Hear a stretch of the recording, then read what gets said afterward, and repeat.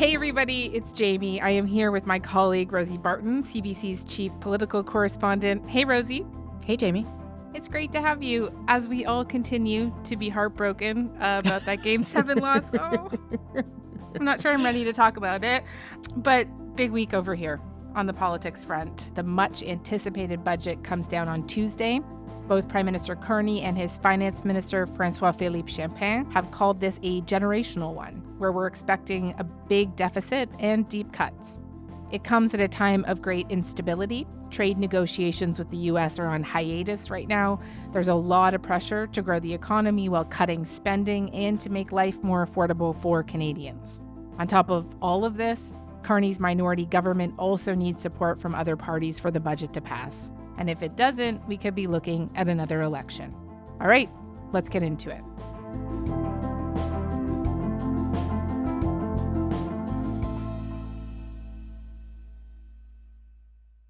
We are going to do a full episode on the budget on Tuesday night with Aaron Wary and David Coletto, so please do listen for that on Wednesday. But I do want to set the stage today. And so, Rosie, earlier this month, Carney gave this big speech to prepare Canadians for this budget. At the core of our strategy will be to catalyze unprecedented investments in Canada over the next 5 years. That's what's going to come above and beyond these projects. He hit, in my estimation, many of the same notes that we've heard since the election and during the election: a need for non-American allies and markets, self-reliance, spending that stays in Canada. As for specific promises of what the budget would contain, there weren't a ton.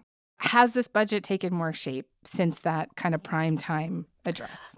Hard to say. And let me start by saying I'm happy to distract you from your Blue Jays depression with some good old politics, and setting the stage for what is a not a World Series thing, but it is a determinant moment for Mark Carney and the government. What's interesting about this government so far is that they haven't leaked very much from this budget. Typically, governments do that. But we do have a couple of things that I think I can point to that have either been announced or to keep an eye on. First of all, the other thing about this budget is it's not just going to be about money. It's also going to include a new immigration plan. It's going to include a climate competitiveness strategy. Our strategy will recognize that in today's global economy, we have to build sustainably. It's not just a moral duty, it's also an economic imperative. It is a moral duty, but it's an economic imperative. And obviously those have economic impacts, but it's kind of unusual that they would be inside a budget. There are a few bits and pieces that the government has announced in the past couple of weeks. Personal support workers tax credit is one, foreign credential recognition fund. They made the National Food Program a permanent thing. They renewed the Canada Strong Pass for the holidays, that kind of stuff. But no big ticket measure that you would point to say, now I understand what this budget is going to be about. The Prime Minister did talk about sacrifices. We won't transform our economy easily or in a few months. It will take some sacrifices, and it will take some time. Our government will work relentlessly to cut waste and drive efficiencies. And when we have to make difficult choices, we will be thoughtful, we'll be transparent, and we'll be fair. Do we have any sense of what that means? I don't think we have a clear sense, but I can speculate a little bit. He said that word, and he said it to a group of university students, which the Conservatives has seized on. But instead of saying, given that things are so bad, we Liberals are going to reverse course on all of the policies of inflation, of blocking home building, of standing in the way of resource projects. Instead of that, he asked young people to make more sacrifices. This was the sacrifice speech to Canadian youth. And he said, I don't think he was speaking, though, just to young people. I think he was speaking to Canadians. One of the things that he hinted at was not that specific services would get cut, though I think we should expect that, but also potentially that services might get frozen or not further expanded. Pharmacare would be one that I would watch for on Tuesday. But he also talked about time, right? And the fact that the kinds of changes he's trying to put in place are not going to happen overnight. I think that also kind of speaks takes to sacrifices and how long people will have to wait to see an improvement in their personal situation and in the economy writ large. But there will be cuts. Like, it won't just be attrition and it won't just be job cuts. There are some things that are going to fall by the wayside necessarily because they are not going to be a priority of the government. And those things, while we don't know them yet, will impact some Canadians. And that's the other piece that we'll have to watch for. And also jobs, right, in the public service. I know that the public service is bracing for lots of spending cuts here. And just like, what is the vibe in Ottawa ahead of this? Yeah, I mean, we're looking at, I think it's 7.5% in the first year and then another in the second. So that is getting rid of a fair number of jobs. But, you know, the Prime Minister makes the point that the size of government has also ballooned over the previous 10 years under Justin Trudeau. So you could argue that the government got too big anyway, and that this is a necessary adjustment to what is needed. The other thing, and I know you've talked about this too, that they're looking for are ways for AI to help deliver some services to Canadians. So there may be some redundancies there. There is nervousness for sure, because Ottawa has the largest number of those public sector jobs, and they are well-paid jobs. You know, when you talk to the NDP, that's one of the issues that they are most concerned about, that at a time right now, cutting jobs doesn't make a lot of sense. But that is definitely going to happen.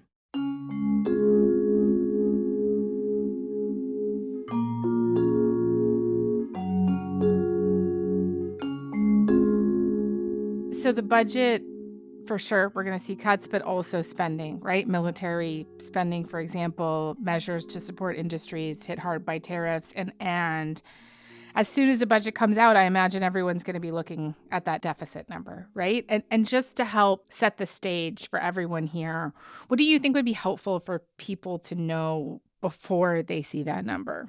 I mean, I think it's important to remember a few things, that a deficit is not the only measure of how an economy is faring, right? Debt to GDP ratio is another important one, because it shows how big the economy is expanding, how quickly it's expanding compared to its population. And that also is important. And if this government in particular thinks that it is necessary to spend public money in order to spur investment and to really address what I think everyone can agree is a crisis moment in the country's history, or a hinge moment, as the Prime Minister calls it, perhaps that money does need to be spent. Conservatives don't think so, but certainly that seems to be what this government believes will help in this moment. So we're talking big numbers, right? We're talking $70 to $100 billion of deficit spending. Those are the kinds of numbers that you see during a pandemic, during a recession, when you actually need to support Canadians and the economy. So what the government will have to try and explain is why it's spending at that level and that rate at a time when there is no recession. You know, growth is meager, but it's happening. There is certainly no global pandemic. So what is it that the government thinks it will get out of that kind of spending? Because the Conservatives would say, well, why are you not trying to attract money from the private sector instead of using taxpayers' dollars to do this? And one of the other things that will be different about this budget is the way it looks, right? There's one part of the budget that will be operational, and that part, the Prime Minister seems to say, will be not as problematic. It's the other side of the ledger, the capital expenditure part of the budget, where you're going to see those big numbers that they are going to have to justify as being needed because of this moment that we are in, caused by Donald Trump, certainly, but also now really impacting the entire world.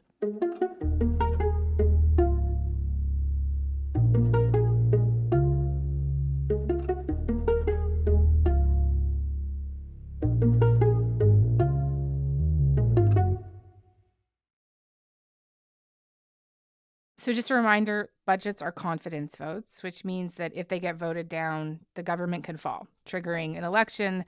And we are in a minority parliament situation. The Liberals have 169 seats. They need 3 more seats to pass it.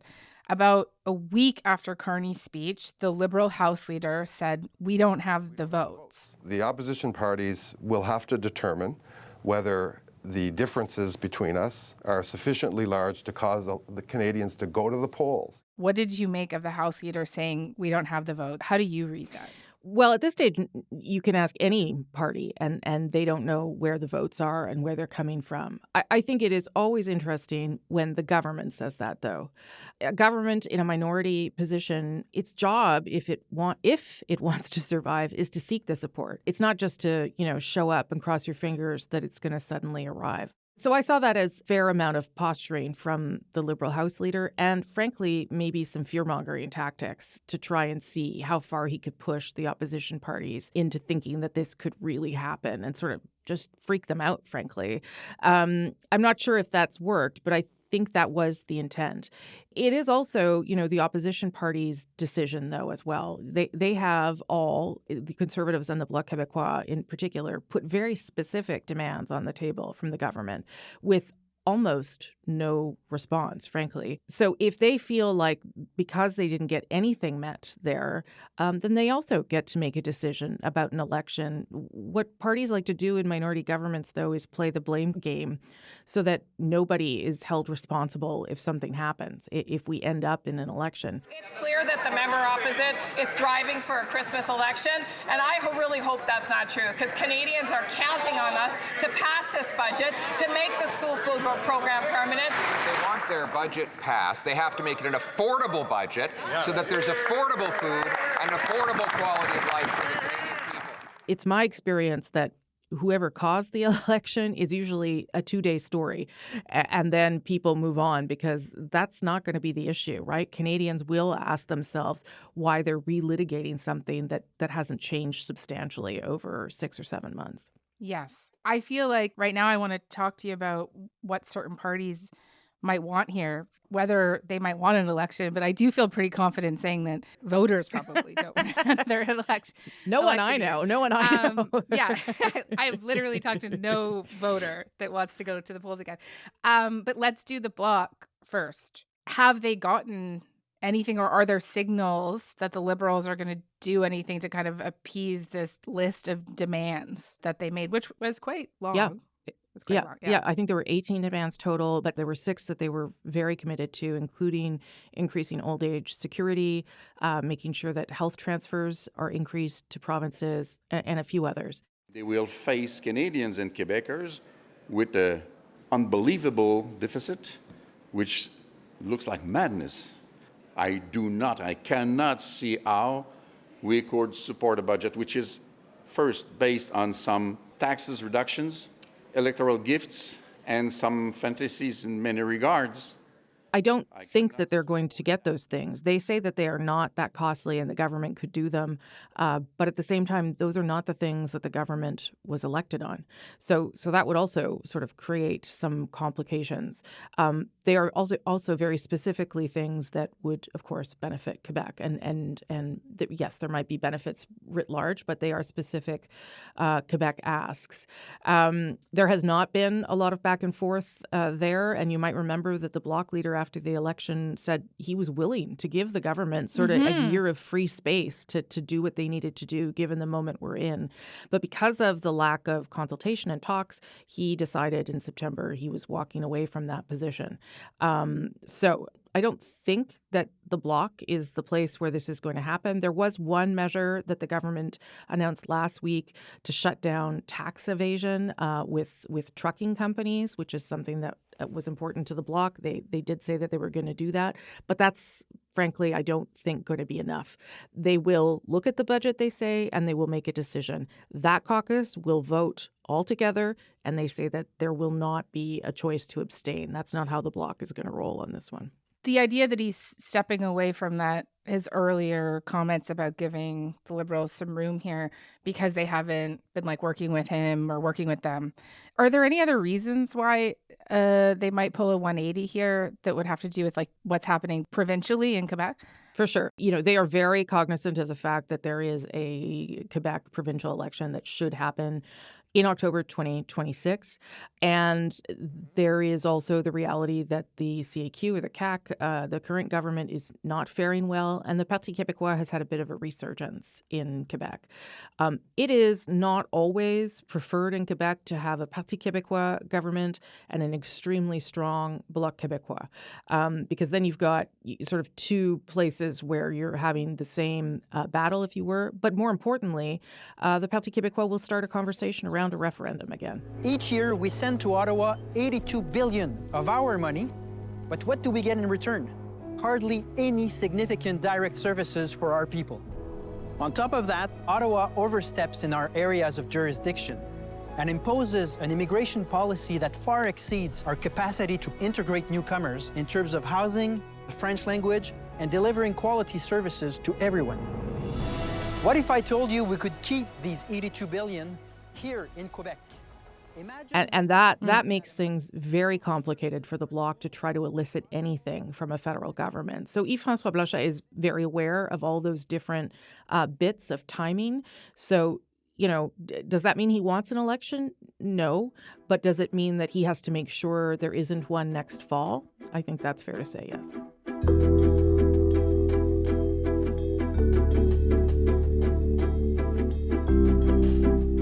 Let's do the NDP now. I know that they have said that they will not vote for an austerity budget. Carney's kind of backed off that framing of the budget, though he did say it out loud a while ago, so it's out there.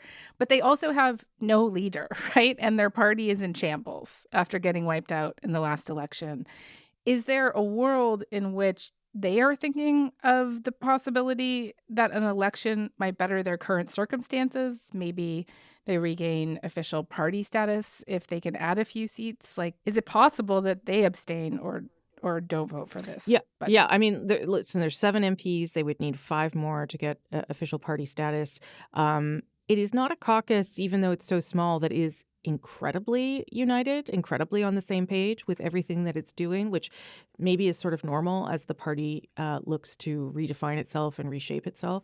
So yeah, there are people in that caucus and outside the caucus, NDP supporters, who believe that an election wouldn't be the worst thing. They'd keep most of their seats and maybe they'd find a way to add them on. But the reality is that they probably don't want an election with an interim leader. They are in the midst of a leadership race. And as always, the NDP has some serious financial challenges. So it wouldn't be setting them up for any sort of great success. I think based on the conversations that I've had and talking to Don Davies, the interim leader, abstaining is very possible. The Liberals seem to be blaming the opposition if there's an election. And frankly, I would turn that around and say any election that's coming, which I agree Canadians don't really want or need at this point, is entirely up to Mr. Carney because he holds the pen.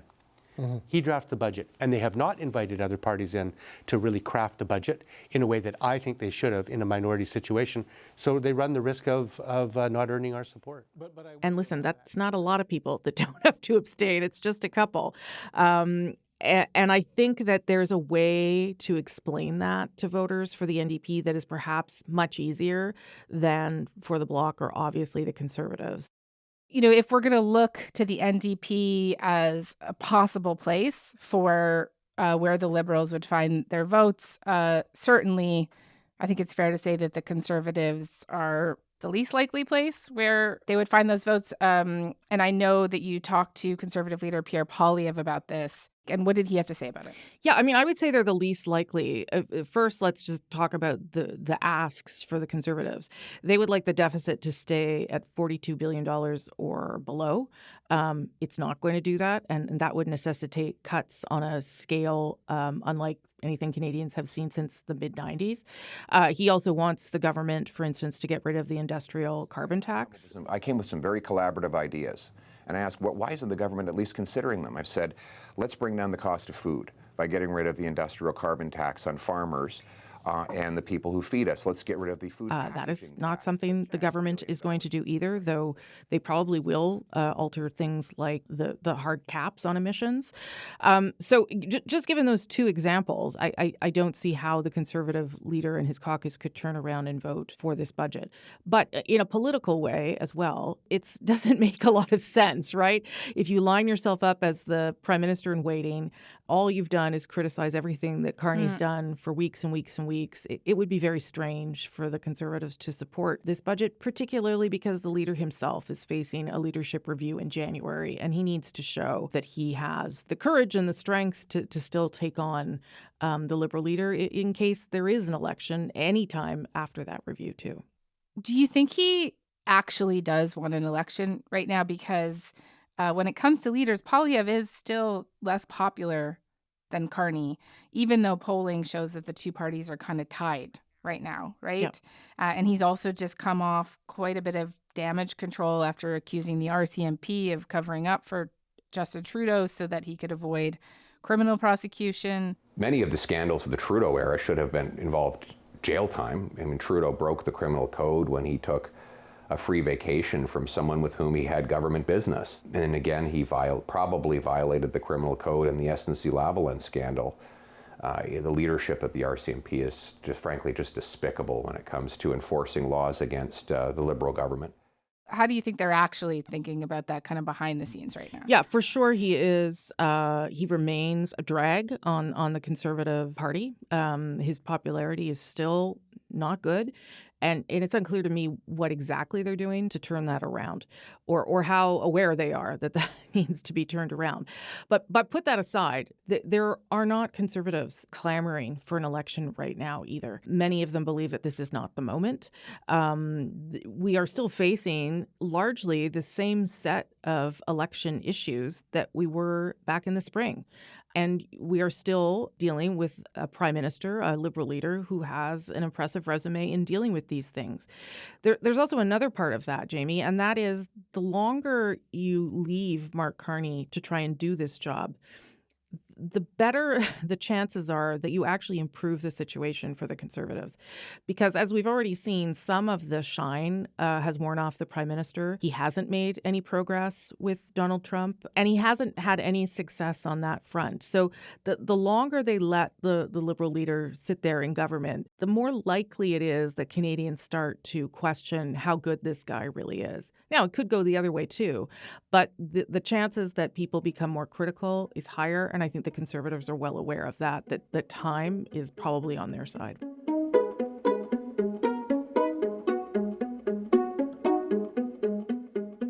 And the last party that we haven't talked about is the Liberals themselves, right?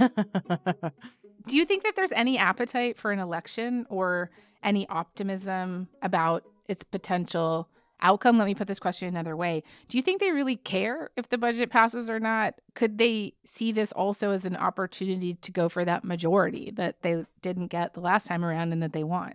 I do think they care that the budget passes. I think that this is a prime minister, as you know, with a big, big ambition and big agenda. And in order to get some of those pieces moving, they need to put this budget forward and start really showing and demonstrating results. The Prime Minister himself was asked this when he was in Asia, and he said he would be willing to fight an election because he's always ready to fight the right fight. He believes that this is the budget for the right moment. I am 100% confident that this budget is the right budget for this country. This is not a game. This is a critical moment in the global economy, or it's an important moment in the global economy. It's a critical moment for our country. Do I think that there are Liberals in those ranks who wouldn't be mad to fight an election against a leader that continues to not be the most attractive to Canadians? Do they see a window there? You bet. I don't think it is the first play, though. I think the first play is to keep doing the work. And I think that things have not only not changed since the last election, you could argue they've maybe gotten worse. And I don't know that this Prime Minister and this government is going to be able to solve them, but it is going to take some time. And so I'm not sure that Liberals would be comfortable going into another election and then having, maybe the same outcome, maybe a better outcome, maybe a worse one, and then be responsible for the fact that the country has not resolved any of these huge challenges standing in our way. Mm-hmm.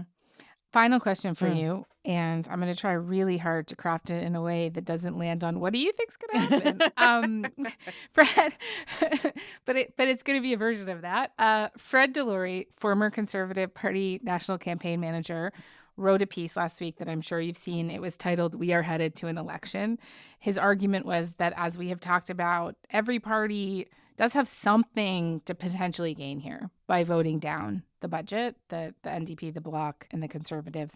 Again, not going to ask you to predict anything, but is Delory's take on this like a minority opinion among the people who are pretty in the know in Ottawa?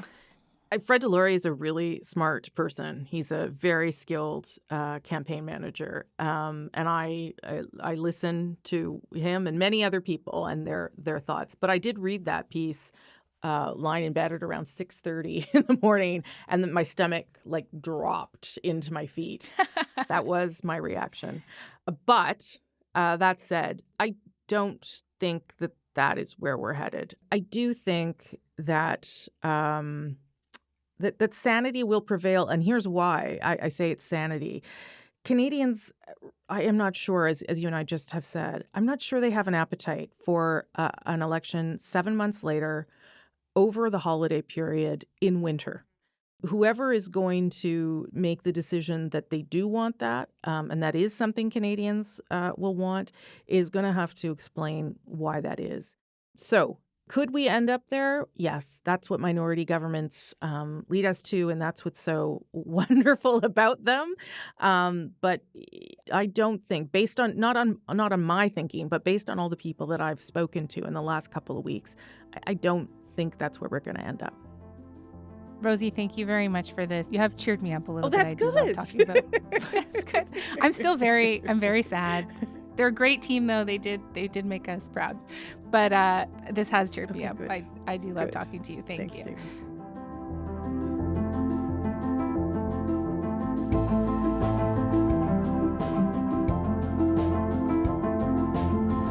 All right. That is all for today. I'm Jamie Poisson. Thanks so much for listening, and talk to you tomorrow.